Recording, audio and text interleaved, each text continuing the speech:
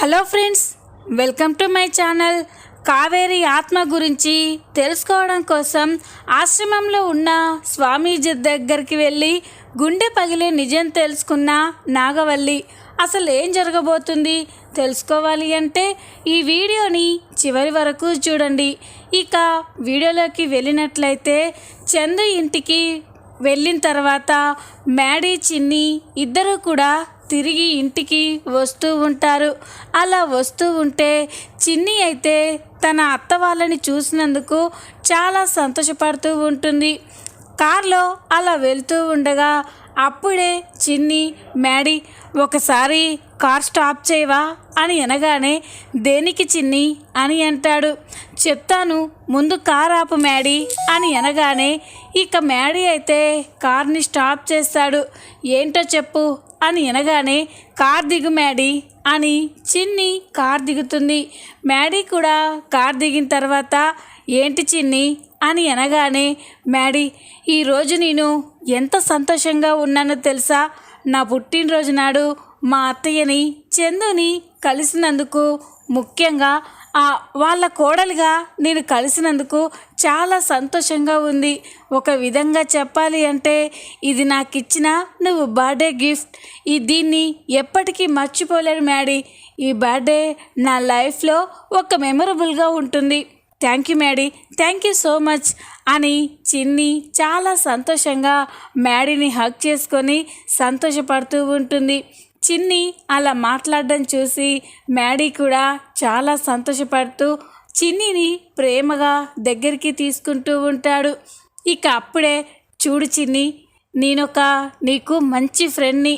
ఒక ఫ్రెండ్ సంతోషంగా ఉండాలి అని చూసుకోవాల్సిన బాధ్యత నాది. అందుకే నువ్వు హ్యాపీగా ఉండాలి అని నిన్నిలా సర్ప్రైజ్ చేశాను అని మ్యాడీ అనగానే చిన్ని అయితే చాలా సంతోషపడుతూ ఉంటుంది. ఇది ఇలా ఉండగా మరో పక్క దేవా అయితే చిన్నిని చంపడం గురించే చాలా సీరియస్గా ఆలోచిస్తూ ఉంటాడు. ఆ చిన్నిని ఏమీ చేయలేకపోయాను. అది ఎప్పుడు కనిపిస్తుందా, ఎప్పుడు దాన్ని చంపేయాలా అని ఎంతో ఎదురు చూశాను. అది కనిపించినా నా కళ్ళెదురుగా ఉన్నా కూడా దాన్ని ఏం చేయలేకపోతున్నాను. లేదు, ఇంకా ఆలస్యం చేయడానికి వీల్లేదు.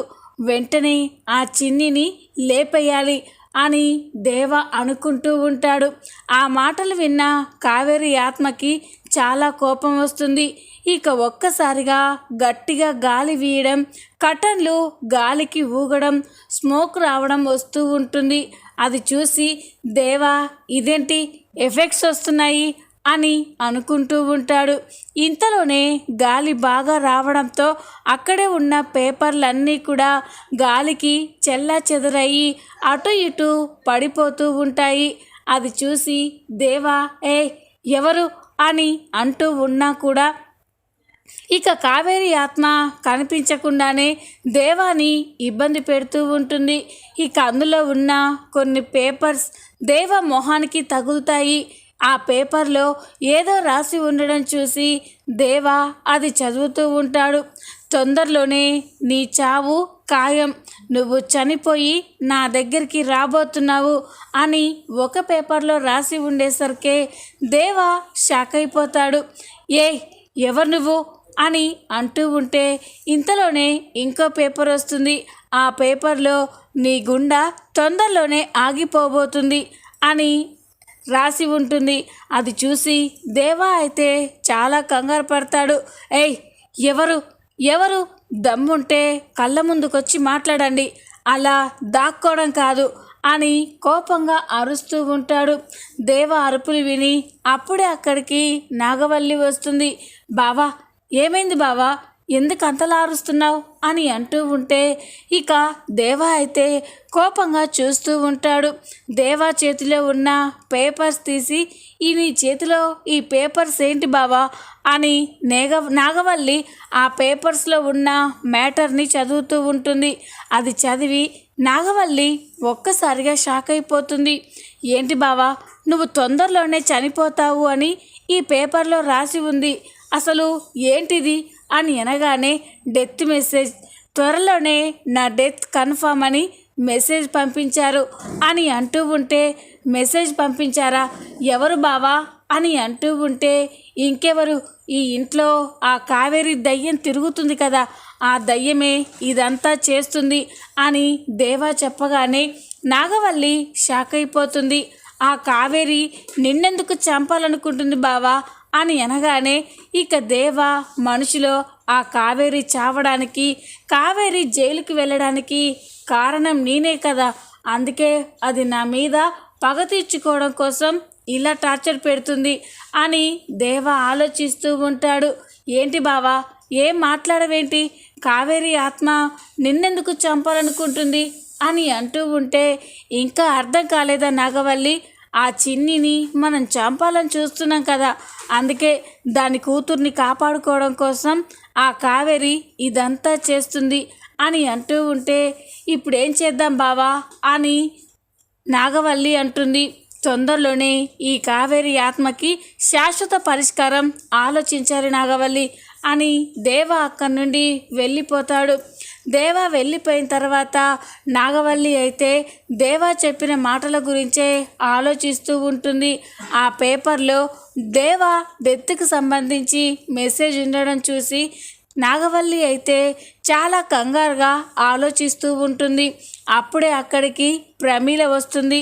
నాగవల్లి ఏదో ఆలోచించడం చూసి, ఏంటి చిన్నమ్మాయి అంత సీరియస్గా ఆలోచిస్తున్నావు, ఏ విషయం గురించి అని అడుగుతుంది. అప్పుడు నాగవల్లి, ఏం లేదు పెద్దక్క అని అంటూ ఉంటే, చిన్నమ్మాయి నేను ఇలా చూస్తూ ఉంటే నువ్వు ఏదో విషయం గురించి కంగారు పడుతున్నావు అనిపిస్తుంది, ఏమైంది చిన్నమ్మాయి అని ప్రమీల అడుగుతుంది. ఏం లేదక్క, ఈ మధ్య ఇంట్లో ఏవో కొత్త కొత్త విషయాలు జరుగుతున్నాయి, కంటికి కనిపించని శక్తి ఏదో తిరుగుతూ ఉంది, దాని గురించే ఆలోచిస్తున్నాను అని నాగవల్లి అనగానే ఇక ప్రమీల ఆశ్చర్యపోతుంది. ఏమంటున్నావు చిన్నమ్మాయి, మాకు అలాంటివేవి కనిపించట్లేదు కదా అని అంటూ ఉంటే, అవి అందరికీ కనిపించట్లేదు పెద్దక్క, నాకు, లోహికి, శ్రేయాకి మాత్రమే కనిపిస్తుంది అని అంటూ ఉంటే ఇక ప్రమీల, ఈ విషయానికి ఎందుకు చిన్నమ్మాయి ఇంతలా కంగారు పడుతున్నావు? ఒకసారి ఆశ్రమంలో ఉన్న గురువు గారిని కలిసేస్తే గురువుగారు పరిష్కారం చెప్తారు కదా, అసలు ఇంట్లో ఏం తిరుగుతుంది, ఎందుకు తిరుగుతుంది, వాటన్నిటికీ గురువుగారు పరిష్కారం చెప్తారు, ఒకసారి వెళ్ళి గురువు గారిని కలిసిరా అని అనగానే నాగవల్లి ఆలోచిస్తూ ఉంటుంది. ఇక వెంటనే, చాలా మంచి సలహా ఇచ్చావు పెద్దక్క, నాకు ఆ విషయం తోచనే లేదు, వెంటనే గురువుగారి దగ్గరికి వెళ్ళి ఇంట్లో జరిగే పరిస్థితుల గురించి చెప్తాను అని నాగవల్లి అనగానే, నన్ను తోడుగా రమ్మంటావా చిన్నమ్మాయి అని అంటూ ఉంటే, వద్దు పెద్దక్క, నువ్వు ఇంట్లోనే ఉండు, గురువుగారి దగ్గరికి నేను వెళ్ళొస్తాను అని నాగవల్లి అయితే ఆశ్రమంలో ఉన్న గురువుగారిని కలవడం కోసం గురువుగారి దగ్గరికి వెళ్తుంది. ఇక గురువుగారు నాగవల్లిని చూడగానే రామ్మ అని పిలుస్తాడు.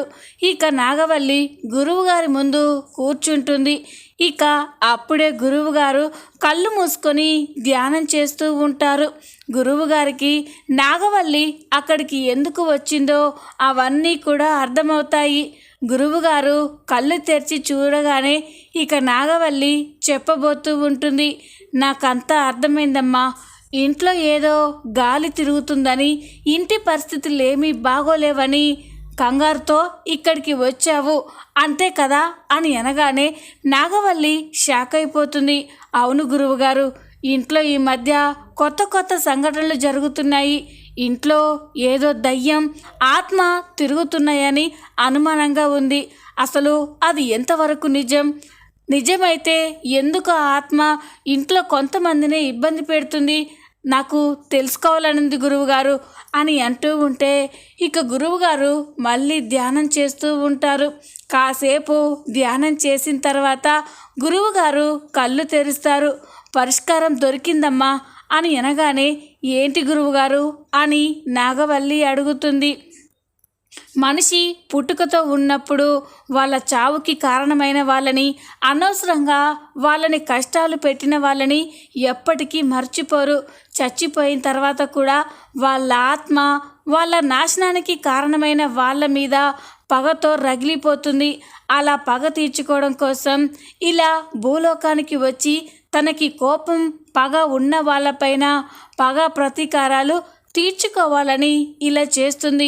నువ్వు చెప్పిన దాన్ని బట్టి చూస్తే ఏదో ఆత్మ తన పగ తీర్చుకోవడం కోసమే మీ ఇంట్లో తిరుగుతుందని అర్థమవుతుంది అని అనగానే నాగవల్లి షాక్ అయిపోతుంది. మీరు చెప్పింది నాకు కూడా అనుమానంగా ఉంది గురువుగారు. కానీ ఆ చనిపోయిన కావేరి మా అక్కని చంపింది. మా అక్కని చంపిందన్న విషయంతోనే ఆ కావేరిని మేము ఎన్నో విధాలుగా ఇబ్బంది పెట్టాము. ఇప్పుడు మళ్ళీ ఇన్నేళ్లకి అది దయ్యం రూపంలో వచ్చి మమ్మల్ని టార్చర్ పెడుతుంది అని అంటూ ఉంటే ఇక గురువుగారు, చూడమ్మా, మీ అక్క పార్వతి కూడా చనిపోయింది కదా అని అంటూ ఉంటే, అవును గురువుగారు, చనిపోయింది. అక్క చనిపోయిన ఆ కావేరియే అక్కని చంపేసింది అని అంటూ ఉంటే అప్పుడు గురువుగారు ఆలోచిస్తారు. చూడమ్మా, ఈ ఇంటికి మీ అక్క పెద్ద కొడలు, ఇంటి ఇల్లాలు. ఆ ఇంటి ఇల్లాలు చనిపోయినా కూడా ఎప్పుడు తన ఆత్మ ఇంటి సంరక్షణని, ఇంటి మంచిని, తన వాళ్ళని కాపాడుకుంటూ ఉంటుంది. వేరే గాలి, దయ్యం లాంటివి ఇంట్లోకి రావడానికి అస్సలు అనుమతించదు. అలా అవన్నీ దాటుకొని కావేరి ఆత్మ మీ ఇంట్లో తిరుగుతుంది అంటే ఖచ్చితంగా మీ అక్క పార్వతి ఆత్మ కావేరి ఆత్మకి సహాయం చేస్తుందని అర్థం అని అనగానే నాగవల్లి ఒక్కసారిగా షాక్ అయిపోతుంది. ఏమంటున్నారు గురువుగారు? మా అక్క ఆత్మ ఆ కావేరికి సహాయం చేయడం ఏంటి? అసలు మా అక్క మాకు దూరం అవ్వడానికి, మా మేడకి దూరం అవ్వడానికి కారణం ఆ కావేరియే కదా. ఆ కావేరియే మా అక్కని చంపేసింది. అలాంటిది మళ్ళీ మా అక్క ఆ కావేరి ఆత్మకి సహాయం చేయడం ఏంటి అని అంటూ ఉంటే గురువుగారు, లేదమ్మా, ఎక్కడో ఏదో పొరపాటు జరిగింది. మీ అక్కని చంపింది ఆ కావేరి అయ్యుండదు. నువ్వు అనుకున్నట్టు అలా ఏం జరుగుండదు అని అంటూ ఉంటే నాగవల్లి షాక్ అయిపోతుంది. ఏమంటున్నారు గురువుగారు? అంత ఖచ్చితంగా ఎలా చెప్పగలుగుతున్నారు అని అంటూ ఉంటే ఇక్కడ స్పష్టంగా అర్థమవుతుందమ్మా. నిజంగా ఆ కావేరి మీ అక్కని చంపేసి ఉంటే మీ ఇంట్లో దరిదాపుల్లో కూడా ఆ కావేరి అడుగు పెట్టేది కాదు. మీ అక్క ఆత్మ ఆ కావేరిని అడ్డుకునేది. అలా కాకుండా కావేరి ఆత్మ ఇంట్లో అంత స్వేచ్ఛగా తిరుగుతుంది అంటే ఖచ్చితంగా మీ అక్క ఆత్మ సహాయం చేస్తుందనే అర్థం. అంటే కావేరి మీ అక్కని చంపలేదన్నదే నిజం అని అనగానే నాగవల్లి షాక్ అయిపోతుంది. లేదు గురువుగారు, మీరు పొరపాటు పడుతున్నారు. ఆ కావేరి మా అక్కని చంపేసింది. సాక్ష్యాధారాలతో సహా నేరం రుజువై అది జైలుకు కూడా వెళ్ళి శిక్ష అనుభవించింది అని అంటూ ఉంటే, చూడమ్మా, మన కళ్ళతోటి చూసేవన్నీ, చెవులతో వినేవన్నీ ఒక్కోసారి నిజం కావు. ఈ విషయం కూడా అలాగే జరిగింది. మీ అక్కని ఎవరో చంపేసి ఆ నేరాన్ని అన్యం పుణ్యం తెలియని కావేరి పైన వేశారు. అన్యాయంగా కావేరికి శిక్ష పడేలా చేశారు. ఇదే నిజం. అందుకే ఆ పగ తీర్చుకోవడం కోసమే కావేరి మీ ఇంట్లో అడుగు పెట్టుంటుంది అని అనగానే నాగవల్లి షాక్ అయిపోతుంది. నమ్మలేకపోతున్నాను గురువుగారు, మా అక్కని చంపింది ఆ కావేరి అని మేము గట్టిగా నమ్ముతున్నాము. మీరేమో ఆ కావేరి చంపలేదని ఖచ్చితంగా చెప్తున్నారు. ఏం అర్థం కావట్లేదు అని అంటూ ఉంటే ఇక స్వామీజీ అయితే కళ్ళు మూసుకొని మళ్ళీ ధ్యానం చేస్తూ ఉంటాడు. కాసేపు ధ్యానం చేసిన తర్వాత గురువుగారికి అన్ని విషయాలు అర్థమవుతాయి. చూడమ్మా, మీ అక్కని కావేరి చంపింది అంటున్నావు కదా, అసలు మీ అక్కని చంపింది కావేరి కాదు, వేరొకరు అని అనగానే ఇక నాగవల్లి షాక్ అయిపోతుంది. ఏంటి గురువుగారు, మా అక్కని చంపింది కావేరి కాదా, వేరే మనిషా, ఎవరా మనిషి అని అంటూ ఉంటే ఇక గురువుగారు, మీ అక్కని చంపింది ఆడ మనిషి కాదమ్మా, ఒక మగ మనిషి మీ అక్కకి పాలల్లో విషం ఇచ్చి గొంతు నిలిమి చంపేశారు, అతి కిరాతకంగా చంపేశారు అని అనగానే నాగవల్లి షాక్ అయిపోతుంది. నువ్వు నమ్మినా నమ్మకపోయినా ఇదే నిజం. మీ అక్కని చంపేసి ఆ నేరాన్ని సాక్ష్యాలు సృష్టించి అన్యం పుణ్యం తెలియని కావేరి మీద వేసి జైలు శిక్ష అనుభవించేలా చేశారు. చెయ్యని నేరానికి తను శిక్ష అనుభవించినందుకు, తను చనిపోయినందుకు, తన కుటుంబానికి ఎడబాసినందుకు ఆ మనిషి మీద కోపంతోనే ఆ కావేరి ఆత్మ మీ ఇంట్లో తిరుగుతుంది. తన పగ తీర్చుకునేంత వరకు మళ్ళీ తిరిగి తన లోకానికి వెళ్ళిపోదు అని అనగానే నాగవల్లి షాక్ అయిపోతుంది. లేదు గురువుగారు, మీరెక్కడో పొరపాటు పడుతున్నారు. మా అక్కని చంపింది ఆ కావేరియే. మీరు ఎన్నిసార్లు అడిగినా ఇదే నిజం అని అంటూ ఉంటే, నువ్వు ఇలా చెప్తే వినడం లేదమ్మా, అందుకే నీకు అర్థమయ్యేలా చెప్పాలి అని గురువుగారు తన కింద పనిచేసే ఒక మనిషిని పిలుస్తాడు. ఆ మనిషికి ఏదో చెవులో చెప్పగానే ఆ మనిషి వెళ్ళి ఏదో తీసుకువస్తాడు. ఇక ఆ ఆకు పసరుని స్వామీజీ తన చెయ్యి మీద రుద్దుకుంటాడు. అరచేతిలో ఆ ఆకు పసర్ని రుద్దుకుంటూ ఉంటే నాగవల్లి ఆశ్చర్యంగా చూస్తూ ఉంటుంది. ఇక అప్పుడే గురువుగారు, నేను ఎంత చెప్పినా వినడం లేదు కదమ్మా, ఇదిగో ఈ పసరు పూసిన చేతిలో మీ అక్క ఎలా చనిపోయిందో నువ్వే చూడు అని చెప్పగానే ఇక నాగవల్లి ఆ పసరు పూసిన చేతిని చూస్తూ ఉంటుంది. ఇక ఆ పసరు పూసిన చేతిలో ఆ రోజు పార్వతిని చంపిన సీన్ మొత్తం కూడా కనిపిస్తూ ఉంటుంది. కానీ దేవమొహం పర్ఫెక్ట్గా కనిపించదు. ఎవరో మగ మనిషి పార్వతికి గొంతు నులిమి చంపినట్టు ఆ చేతిలో కనిపిస్తూ ఉంటుంది. అది చూసి నాగవల్లి ఒక్కసారిగా షాక్ అయిపోతుంది. ఇక స్వామీజీ, ఇప్పటికైనా నమ్ముతావా అమ్మా, మీ అక్కని చంపింది ఆడ మనిషి కాదు మగ మనిషి అని అంటూ ఉంటే, నమ్ముతాను గురువుగారు, స్పష్టంగా చూశాక నమ్మకుండా ఎలా ఉంటాను, కానీ ఆ మనిషి ఎవరో, ఆ మగ మనిషి ఎవరో సరిగ్గా పోలికలు గుర్తు తెలియడం లేదు అని అంటూ ఉంటే, చూడమ్మా, నువ్వు ప్రయత్నం చేసినా చేయకపోయినా తొందరలోనే మీ అక్కని చంపిన ఆ హంతకుడు బయటికి వస్తాడు. అతని పాపం పండే రోజు దగ్గరలోనే ఉంది. నువ్వేమీ చింతించకమ్మా, పాపం చేసిన వాళ్ళకే శిక్ష పడుతుంది, ధైర్యంగా వెళ్ళు అని అనగానే ఇక నాగవల్లి గురువుగారి దగ్గర ఆశీర్వాదాలు తీసుకొని ఇంటికి బయలుదేరుతుంది. నాగవల్లి కారులో వెళ్తూ గురువుగారు చెప్పిన విషయాల గురించే ఆలోచిస్తూ ఉంటుంది.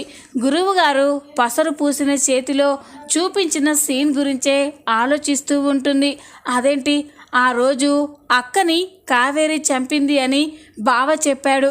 సాక్ష్యాలు కూడా అక్కని కావేరి చంపిందన్నట్టుగా క్లియర్గా ఉన్నాయి. మరి ఇందాక గురువుగారి చేతిలో అక్కని చంపింది ఎవరో మగ మనిషిలా అనిపిస్తుంది. అసలు ఎవరై ఉంటారు? మా అక్కని చంపాల్సిన అవసరం ఎవరికుంది? అంటే చిన్ని చెప్పినట్టు ఎవరో మా అక్కని చంపి ఆ నేరాన్ని కావేరి పైన వేశారా? చెయ్యని నేరానికి కావేరి ఇన్ని రోజులు శిక్ష అనుభవించిందా అని నాగవల్లి అయితే చాలా సీరియస్గా ఆలోచిస్తూ ఉంటుంది. తొందరలోనే తేల్చుకోవాలి, అసలు మా అక్కని చంపిన వాడెవడు, మా అక్కని చంపి కావేరికి ఇంత అన్యాయం చేసిన వాడెవరో తెలుసుకోవాలి. ఇన్ని రోజులు చిన్ని మ్యాడీ మాత్రమే ప్రయత్నాలు మొదలుపెట్టారు. ఇక ఈ రోజు నుండి నేను కూడా మా అక్క డెత్కు సంబంధించిన సీక్రెట్స్ అన్నీ తెలుసుకోవాలి అని ఇక నాగవల్లి అయితే అనుకుంటూ ఉంటుంది. ఇక ఇంటికి వచ్చిన తర్వాత నాగవల్లి ఎప్పుడు ఆ విషయం గురించే ఆలోచిస్తూ ఉంటుంది. అప్పుడే చిన్ని అక్కడికి రాగానే చిన్నిని చూసి నాగవల్లి చాలా బాధపడుతూ ఉంటుంది. చిన్ని వాళ్ళమ్మ కావేరియే తన అక్కని చంపిందని అపోహపడుతూ చిన్నిని ఎంతగానో అవమానించి బాధ పెట్టిన విషయాలన్నీ గుర్తు చేసుకొని నాగవల్లి చాలా బాధపడుతూ ఉంటుంది. చిన్ని అక్కడ పని చేసుకుంటూ ఉంటే నాగవల్లి మాత్రం అన్యాయంగా చిన్నిని ఎంతగానో బాధ పెట్టాము, వాళ్ళమ్మ హంతకురాలు అని చిన్నిని సూటిపోటి మాటలతో ఎంతో బాధ పెట్టి హింసించాము. కానీ నిజంగానే చిన్ని చెప్పినట్టు కావేరి ఏ తప్పు చేయలేదు. చేయని నేరానికి కావేరి శిక్ష అనుభవించింది. ఇప్పుడే ఈ విషయాన్ని బయట పెట్టడం మంచిది కాదు. సమయం వచ్చాక మా అక్కని చంపింది ఎవరో అందరి ముందు బయట పెట్టి వాళ్ళని నడి రోడ్డు మీద షూట్ చేసి పడేయాలి. అప్పుడే నా పగ తీరుతుంది. కావేరి ఆ అక్కల పగ కూడా ఆత్మ శాంతిస్తుంది అని నాగవల్లి అయితే అనుకుంటూ ఉంటుంది. ఇక ఇంతలోనే ఉదయం అవుతుంది. ఉదయం కాగానే దేవా, నాగవల్లి, ప్రమీల, మ్యాడీ అందరూ కూడా హాల్లో కూర్చొని మాట్లాడుకుంటూ ఉంటారు. ఇంతలోనే ఎస్ఐ కానిస్టేబుల్స్తో అక్కడికి ఎంట్రీ ఇస్తాడు. ఎస్ఐ అక్కడికి రావడం చూసి ఇక దేవా, మ్యాడీ, చిన్ని అందరూ షాక్ అయిపోతారు. ఇక దేవా, ఏంటి ఎస్ఐ గారు కానిస్టేబుల్స్ని తీసుకొని ఇక్కడికి వచ్చారు, ఏంటి విషయం, నాతో ఏదైనా మాట్లాడాలా అని అనగానే ఇక అప్పుడే ఆ ఎస్ఐ, లేదు సార్, మాకు ఒక కేసు విషయంలో ఇంట్రాగేషన్ చేయడానికి మీ అందరి కోఆపరేషన్ కావాలి, అందుకే ఇక్కడికి వచ్చాము అని అనగానే దేవా షాక్ అయిపోతాడు. ఏంటి ఎస్ఐ గారు, కేసు విషయంలో ఎంక్వైరీ కోసం వచ్చారా, ఏం కేసు అని అంటూ ఉంటే మీ మొదటి భార్య పార్వతి గారి మర్డర్ కేసు విషయంలో మళ్ళీ ఎంక్వైరీ చేయాలని వచ్చాము అని అనగానే నాగవల్లి షాక్ అయిపోతాడు. మ్యాడీ ఇక చిన్ని కూడా షాక్ అయిపోయి చూస్తూ ఉంటారు.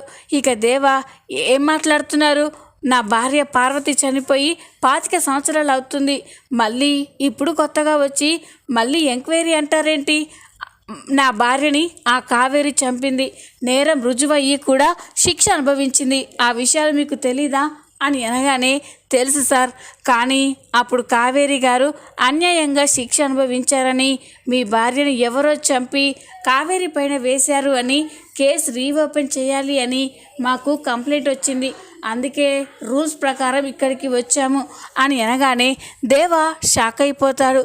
ఏంటి కంప్లైంట్ వచ్చిందా అని అంటూ ఉంటే అవును, కంప్లైంట్ ఎవరిచ్చారు అని మ్యాడీ అడగగానే నాగవల్లి మేడం గారే కంప్లైంట్ ఇచ్చారు సార్, అందుకే ఇంత తొందరగా యాక్షన్ తీసుకోవాల్సి వచ్చింది అని అంటూ ఉంటే ఇక దేవా, మ్యాడీ, చిన్ని అందరూ షాక్ అయిపోయి చూస్తూ ఉంటారు. ఇక దేవా, ఏంటి నాగవల్లి, ఎస్ఐ ఏం చెప్తున్నాడు అని అంటూ ఉంటే ఎస్ఐ గారు చెప్పేది నిజమే బావా, మా అక్క మర్డర్ విషయంలో ఏదో రహస్యం ఉంది, అదేంటో తెలుసుకోవాలి, అందుకే వాళ్ళని పిలిపించాం, మనమంతా వాళ్ళకి కోఆపరేట్ చేయాలి అని నాగవల్లి చెప్పగానే దేవా షాక్ అయిపోయి చూస్తూ ఉంటాడు. చూద్దాం రాబోయే ఎపిసోడ్లో ఏం జరగబోతుందో. ఈ వీడియో కనుక మీకు నచ్చినట్లయితే లైక్ చేయండి, సబ్స్క్రైబ్ చేసుకోండి. Thanks for watching.